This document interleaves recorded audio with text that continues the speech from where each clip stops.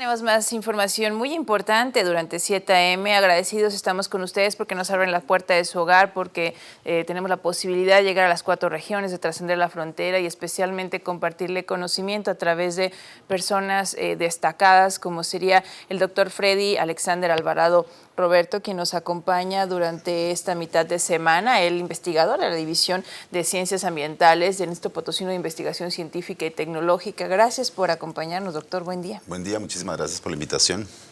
Y lo que pasa es que, bueno, José Luis y su servidora tenemos estas inquietudes de todo este trabajo que se está efectuando, una de las áreas en el IPCIT, y qué pensar cuando escuchamos ciencias ambientales, pero cuando el interés como investigador pues va de la mano de la producción de alimentos, con un enfoque, por ejemplo, en la agricultura, en la ganadería, en la conservación de la biodiversidad. ¿Cómo podemos hacer un desglose en este aspecto? ¿De qué manera va concatenada, digamos, las ciencias ambientales con esta producción de los alimentos? Bueno, es una pregunta muy interesante. Justamente el manejo de los paisajes productivos es un aspecto importante en términos de producción. Hoy en día somos la especie humana, una especie dominante, numéricamente hablando, ¿no? Ocupamos una gran cantidad de hábitats, de paisajes, y la producción se tiene que balancear entre producir, pero también conservar biodiversidad, servicios ecosistémicos, ¿no? Ya sabemos que la biodiversidad es muy importante para el mantenimiento, para la provisión de aire, para la provisión de alimento mismo. Entonces buscamos cómo encontrar ese balance, ¿no? A través del estudio de los diseños de paisajes, a través del estudio de sistemas productivos y sobre todo cómo vincular a las personas que producen, ¿no? Entendiendo, obviamente aprendiendo de ellos también, pero tratando de entender cómo garantizar que sea una manera más eficaz. Doctor, ¿y cuáles serían entonces los principales desafíos en los que uno se podría enfrentar, o usted como doctor se ha enfrentado para llevar a cabo estos estudios? Yo creo que el principal desafío es un poco el cambio de concepción, ¿no? También el manejo político, que es dar a entender la importancia justamente del manejo sustentable de los paisajes naturales y paisajes antrópicos, ¿no? El uso de estrategias que nos permitan producir y conservar, ¿no? El principal desafío tal vez es encontrar ese balance, enseñarle a las personas, aprender de los productores, pero también dar herramientas para los tomadores de decisiones, ¿no? Con el tema del diseño de paisaje, quisiera, doctor, si pudiera aterrizarlo un poquito para el auditorio de Canal 7. ¿Qué entendemos por la cuestión de paisaje y cómo hay una influencia, claro que sí, en la cuestión ambiental cuando se interviene? Cuando hablamos de paisajes, hablamos de una extensión de territorio, ¿no? Una extensión de territorio definida. Entonces, cuando hablamos de diseño es justamente qué cantidad, por ejemplo, de bosque yo debo dejar en un sistema productivo, qué cantidad de pasto, qué cantidad de cultivos. Eso es básicamente lo que nosotros hablamos de un diseño de paisaje sustentable, ¿no?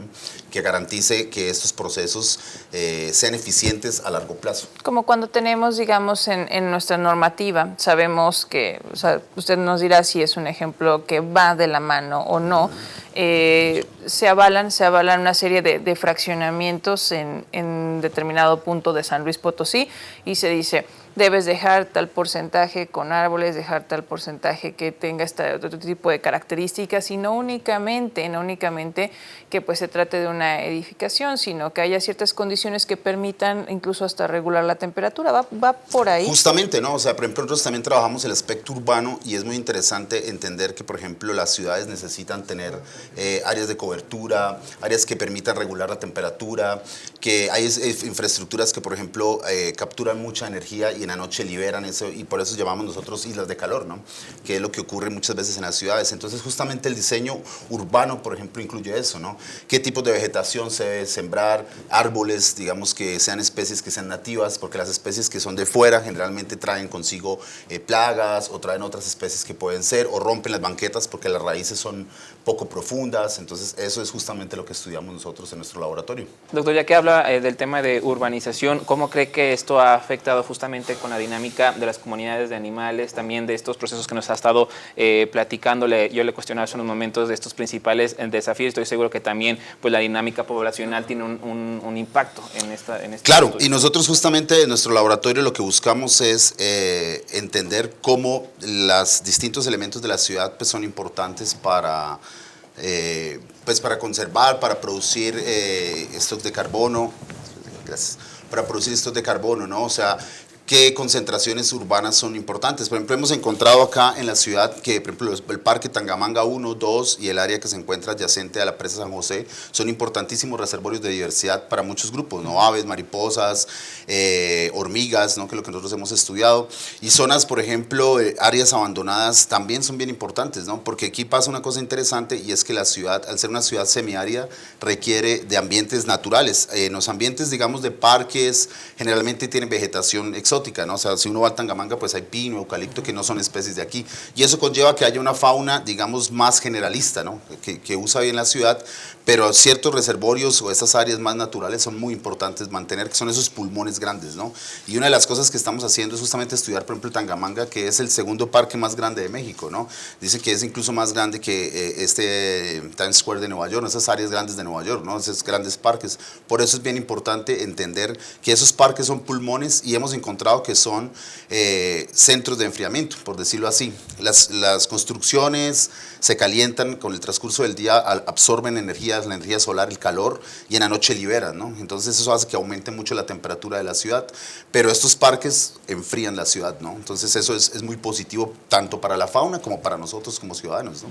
Entonces, faltaría que haya más, de acuerdo a la percepción que se tiene. Ahorita, bueno, hace mención del Parque Tangamanga, pero faltaría que haya un mayor enfoque en la sostenibilidad en las diferentes ciudades, pensando en como ha mencionado, de repente puedes tener una variación de 2, 3 grados y ni siquiera te lo imaginas, y solamente por estar apostando, como ha dicho, bueno, al diseño de paisajes, pensando en algunos otros sistemas, en preservar también las especies. Luego, cuando se apuesta por esto, hasta se ha dicho que aumenta la fauna. No sé si también en ese sentido se ha tenido algún resultado. Sí, claro, nuestros resultados de investigación están mostrando justamente la importancia de mantener áreas naturales dentro de la ciudad, ¿no? Áreas verdes que llamamos nosotros, infraestructura verde, lo cual ha sido bien importante, ¿no? En el diseño de las ciudades, hoy en día, a través de las políticas se busca que las ciudades tengan más cantidad de área verde, pero por eso es importante también el diseño, ¿no?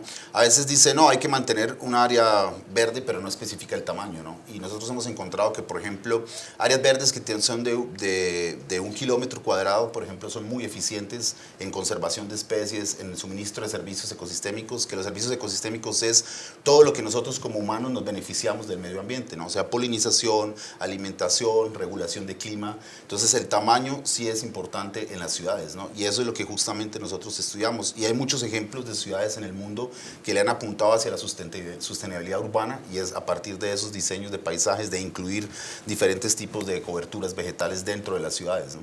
Doctor, yo quisiera preguntarle entonces cuál es el papel de la agricultura y de la ganadería en la conservación de estos sistemas, también tomando en cuenta que estamos en un paisaje urbano. Claro, el papel de la ganadería es clave porque nosotros necesitamos alimentos, ¿no? Como humanos necesitamos alimentos y necesitamos optimizar esa producción, ¿no? Antiguamente se podía tener, por ejemplo, una cabeza de ganado en 100 hectáreas o en 20 hectáreas, ¿no? Hoy en día buscamos optimizar, ¿no? Ya no se busca que hayan esos grandes potreros donde el ganado pastorea libremente, sino necesitamos optimizar para que sean tiempos de producción más reducidos, pero que garantice que haya una mayor oferta de producción, ¿no? O sea, alimentos, transformemos eso a kilogramos de carne que se producen por hectárea, por ejemplo, ¿no? Entonces, eso es lo importante, justamente entender cómo, por ejemplo, ciertos elementos del paisaje pueden ayudar, por ejemplo, la ganadería para consumo, ¿no? Que hay especies, ya no solamente es pasto, ¿no? Porque el pasto es introducido, ¿no? Entonces, hay especies nativas que permiten que el ganado también se alimente de eso, y eso favorece también la producción, ¿no? ¿Y cómo va esta dinámica aquí en San Luis Potosí? Acá en San Luis hemos comenzado a explorar en términos de urbanización, ¿no? En términos de cómo estos parques pues favorecen servicios ecosistémicos y en las áreas más rurales, ¿no? Porque aquí dentro de San Luis pues no se produce, digamos, a gran escala en ganadería, ¿no? Y en la zona de altiplano se produce más hacia ganado caprino, ¿no? Cabras, que es principalmente, ¿no? Pero en la ciudad lo que estamos tratando de entender es justamente cuáles cantidades de bosque, qué cantidades, cómo estos parques pueden favorecer procesos ecológicos, ¿no? Tanto para especies, polinizadores, por ejemplo, ¿no? Es muy importante en las ciudades, porque antiguamente no se tenía en cuenta que la ciudad es un punto importante, porque es el lugar donde vivimos, ¿no? Claro. Entonces, en ese proceso es que hemos estado trabajando para entender cómo funciona una ciudad tan grande como esta, pero que tiene una particularidad que es un sistema semiárido, ¿no? Entonces, los procesos de regeneración ocurren de otra manera, ¿no? Ahora que habla, doctor, de la parte de estar en una zona semiárida, ¿sería un reto, uno de los principales desafíos para el diseño de estos paisajes? Por ejemplo, pues la situación hídrica que estamos enfrentando también estaría en riesgo. Faltaría perfeccionar procesos. De repente nos decían en algunas zonas en las que se están implementando pues algunos proyectos que incluso hasta la forma en que se trata el agua, eso podría ser un factor de cambio, ¿no? Algo que le devuelva la vida a varias zonas. Sí, y en otras ciudades tenemos ejemplos de restauración, por ejemplo, de cuencas, microcuencas, que favorece justamente el abastecimiento, ¿no? Porque el problema del desarrollo urbano no organizado es que pone en riesgo justamente estos puntos hídricos, ¿no? Que suministran agua hacia las ciudades, ¿no? Entonces, generalmente lo que ocurre en las ciudades es que son puntos contaminados, ¿no? Pero hay evidencia en otros países que nos ha mostrado que sí se pueden hacer procesos organizados de restauración en estos corredores, por ejemplo, o en áreas de importancia hídrica, ¿no? Incluso tiene este enfoque denominado Nexus, que toma en cuenta agua y otros aspectos. ¿Cómo se ha manejado este enfoque aquí en San Luis Potosí de manera local? Acá estamos comenzando a proponer o a generar propuestas justamente. El Nexus es un enfoque que sugiere la organización, la ONU, ¿no? Y ellos nos dicen, Organización de Naciones Unidas, que nos busca justamente cómo generar ese balance, porque necesitamos energía, ¿no? Es inevitable que las ciudades necesitan energía, necesitan alimentos, pero también necesitan mantener sus stocks de biodiversidad, ¿no? La cantidad de biodiversidad que hay, como les he explicado, para mantenimiento de servicios ecosistémicos, ¿no? Entonces, el nexo es involucrar todos estos ejes, ¿no? Energía, agua, alimentos y biodiversidad en todos los proyectos que se desarrollen, ¿no? Entonces, justamente, por ejemplo, con Tangamanga, con el parque, hemos estado tratando de evaluar esto cómo funciona, ¿no? Desde el punto de vista de biodiversidad y en otras regiones desde el punto de vista productivo, ¿no? Acá en Mezquitic de Carmona, por ejemplo, cómo producción, por ejemplo, de mezcal pueda favorecer justamente que incluya este nexo, ¿no? Que la producción de mezcal sea sostenible, ¿no? A largo plazo, entonces que se conozca cuánta energía consume, qué cantidad de especies pueden ser afectadas o favorecidas con el proceso, porque hay especies que polinizan, por ejemplo, el agave. Entonces esa es la manera en que nosotros hemos estado evaluando cuánta energía se requiere para producir, por ejemplo, 1 litro de mezcal. Eso es lo que nosotros estamos empezando a investigar en la ciudad, ¿no? Y que dependería de la colaboración de todos los sectores, por ejemplo, en el ámbito productivo, en el ámbito económico, también de adaptarse a ello, pensando en un mejor presente. Digo, no porque suene uno como idealista, sino porque es la verdad. Estamos ya teniendo efectos muy complicados y si no cuidamos la sostenibilidad, si no pensamos en los paisajes como lo ha estado mencionando, doctor, la afectación pues ya está presente. Exacto, ¿no? O sea, ya es inevitable que el cambio climático está ocurriendo y los procesos productivos tienen que continuar, ¿no? Porque pues nosotros dependemos como especie humana de estos procesos para alimentación, para salud incluso, ¿no? Entonces justamente los proyectos Nexus son proyectos multidisciplinarios e interdisciplinarios, ¿no? Que busca que se vincule también el sector político, el sector productivo, la academia, porque antiguamente se trabajaba como muy desconectado, ¿no? Pero nos hemos dado cuenta que pues así no van a funcionar las cosas, ¿no? Necesitamos vincular las comunidades, los productores, ¿no? Desde el productor local, porque pues también es muy heterogéneo, ¿no? Hay productores a una escala muy pequeña como productores a una escala muy grande. Entonces lo que buscamos es justamente vincularlo, pero no nosotros como decir, tienen que hacer X o Y cosas, sino escucharnos todos y entre todos proponer alternativas, ¿no? Doctor, estamos muy agradecidos de que nos haya visitado aquí en 7am. Las puertas de Canal 7, por supuesto, se quedan abiertas y que se pongan sobre la mesa estos temas tan importantes. No, pues muchísimas gracias a ustedes por la invitación y pues con gusto venir a compartir un poco con ustedes conocimientos. Claro que sí, son temas que la población requiere conocer, saber un poco más de ciencia, saber lo que se está trabajando en nuestro San Luis Potosí, proyectos muy importantes en materia ambiental con el doctor Freddy Alexander Alvarado Roberto, investigador de la División de Ciencias Ambientales del Instituto Potosino de Investigación Científica y Tecnológica, pero habrá más. Así es, habrá más temas aquí en 7am. Nosotros lo invitamos a que siga con nosotros, no le cambie de canal, que regresamos.